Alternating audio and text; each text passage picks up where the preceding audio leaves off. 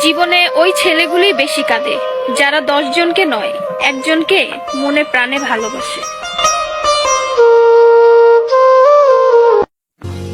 আরে বোন, তোমরা বলো ছেলেরা স্বার্থপর।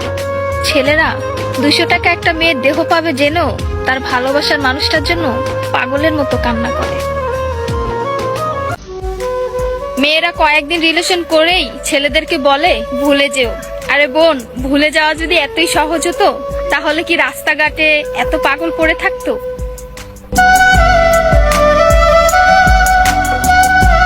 ছেলেরা যদি দেহের প্রেমে পড়তো তাহলে পতিতালয়ে তাদের শ্রেষ্ঠ প্রেমিকা থাকতো।